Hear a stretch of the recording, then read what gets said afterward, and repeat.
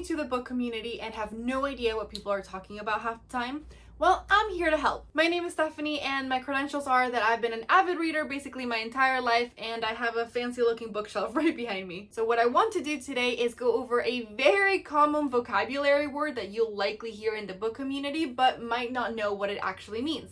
Today's word is trope.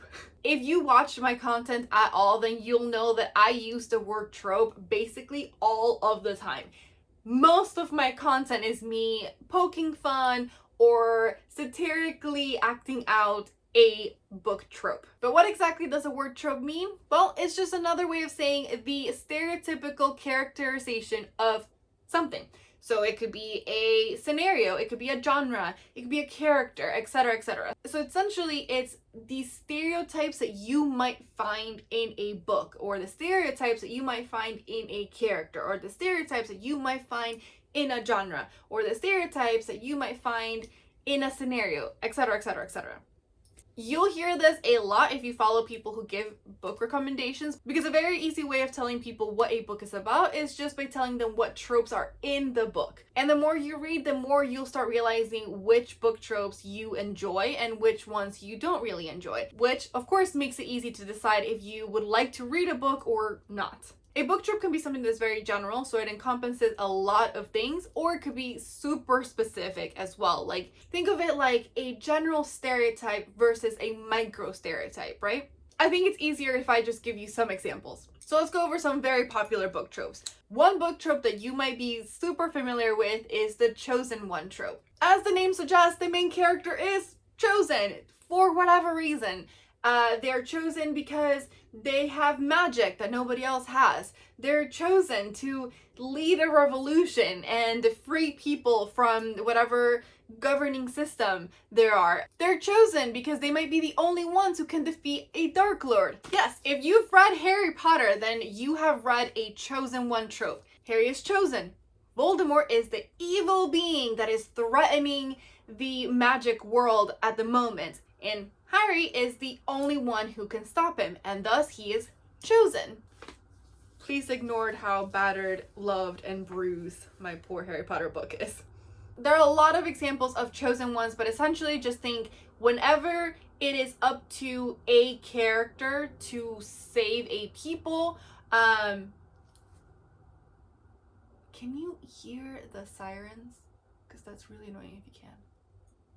If a character has been chosen, has been tapped in, has been pressured to do something that could save a people, that means that you're reading a chosen one trope. Other examples, Lord of the Rings, even the Hunger Games. These are all examples of chosen ones. So as you can see, it's a very general stereotype that can go into a lot of different types of stories. Another popular book trope might be the love triangle. This one is pretty simple. There's one character, there's two potential love interests.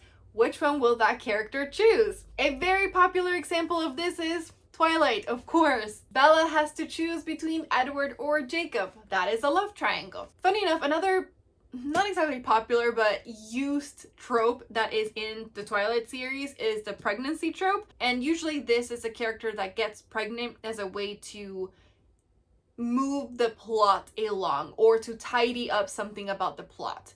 So Twilight uses this very well. Twilight uses this as a way to sort of take care of the fact that Bella does kind of have feelings for Jacob as well. If you read any sort of romance at all, then you definitely know about the enemies to lovers trope. As the title suggests, these are characters that start off as enemies and then they develop feelings for each other. Now, enemies to lovers is a little tricky because there's a little bit of a vague definition when it comes to enemies to lovers. For example, some people would argue that certain rivals to lovers fall into enemies to lovers. Other people think that they're two completely different things, but essentially it still means the same thing. Two people that hate each other eventually end up falling in love.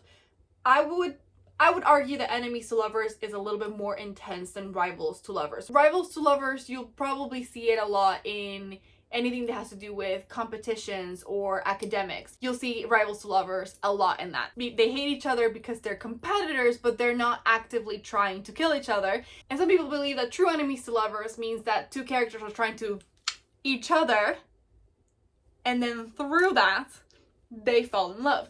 A very current popular book that uses enemies to lovers is Fourth Wing. They start off wanting to each other, and there's a lot of passion, a lot of sexual tension, and then some romance, spoiler alert. Now I want to talk about something really fun about enemies to lovers, and that is, this is one of those book tropes that has a lot of other connotations attached to it, or a lot of other tropes attached to it. Now, that doesn't necessarily mean that they will, but when people read enemies to lovers, they may come to expect a lot of other things that come with it, besides just the fact that they start off hating each other and then end up loving each other. Some of these things might be that there's a lot of sexual tension. Now, that doesn't mean that the book has to be spicy in order for it to be enemies to lovers. The tension could easily be resolved by the characters having their first kiss, and that's it. But there is that tension there where hate is sort of blending into passion. So a lot of times when people hear enemies to lovers, they're thinking, oh, tension, passion, right? And that's also when you start getting to the specifics. Is it a slow burn? Is it not a slow burn? They essentially want to know, in my enemies to lovers, is the tension going to last a very long time, or will it be resolved semi-quickly? Some people get really frustrated if it lasts too long. Other people get frustrated if it's resolved really quickly. That's just preference again, but it's something that is attached to enemies to lovers. There are other micro tropes that might also be attached. For example, two really popular tropes are the one bed trope and the forced proximity trope. You might be able to find a one bed trope into a forced proximity trope, but not necessarily forced proximity will mean that you'll have a one bed trope. I know. But essentially what it means is that two people are forced to spend time together for whatever the reason, sometimes in a very enclosed space, sometimes in one bed. You'll see this a lot. For example, somebody's traveling, they have to stop, and they have to stop last minute. It's raining outside or something. Maybe they're escaping for whatever reason, and they stop at an inn, and because it's last minute, there's only one room left, and they find out, oh, not only is there one room left, there's only one bed left, and they're gonna have to spend time together. This is another one that has connotations attached to it. Usually if you hear one bed trope, even though the male main character might offer the bed to the woman main character and then take the floor, at some point you kind of know that they'll end up being in the same bed for whatever reason. A forced proximity, you'll find it anywhere from the forced marriage stories. The mafia stories have this a lot. But again, essentially it's two people that don't want to be together or don't want to find themselves stuck in a place together, and they might have to. You can find forced proximities outside of an enemies to lovers, and you will find enemies to lovers that don't have forced proximity. But again, it's just one of those tropes that could be attached to this main one. Enemies to lovers would be your general trope, and the forced proximity might be like a micro trope that you can find within that, if that makes sense. Another micro trope that you might find in any of these is the it's the who did this to you trope. Essentially, it's when your main character gets hurt for whatever reason, maybe bruised or scratched or is bleeding or whatever the heck, and then the person who is supposed to hate them and want them is now concerned for their safety and for their honor and wants to protect them because they have been hurt by someone else. And it's just that whole tension of like, why do they even care? And we eat it up all the time. But again, that's a very specific trope that could be found in enemies to lovers. Funny enough, a recent popular series that uses the enemies to lovers, the forced proximity, the one bed trope as well, actually, is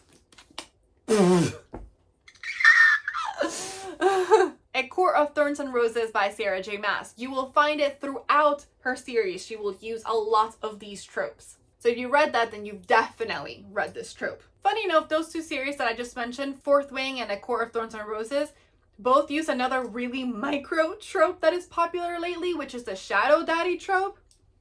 I know. But essentially it's a character that either moves like a shadow or can control actual shadows, etc., etc. And with that obviously comes a friends to lovers. That's also a very popular trope. It's two people that start off as friends and then they end up falling in love. You'll know an example of this because it is very timely right now, and that is the Bridgerton series, specifically Colin and Penelope's story. Those are just some popular examples right now. There's tons of tropes. Don't be intimidated by it, honestly. It's just a way of saying stereotype, and the more you'll read, the more you'll learn these tropes, and the more you'll learn what other tropes might be attached to that trope that you like or don't like. And don't worry, you don't have to learn every single trope out there, especially the little micro ones. Don't stress yourself out. Think of the more general ones, and they all have pretty common names that are very easy to kind of figure out what exactly they're talking about. The micro ones, they come and go. People know them, people don't. It's fine. In summary, replace the word trope with stereotype, and now you understand book tropes. Hope that helped, and if there's another vocabulary word or just anything that you're really confused about in the book community that you want to learn about, let me know and I'll do my best to explain it to you. Now that you have the nerd tea, see you in the next page.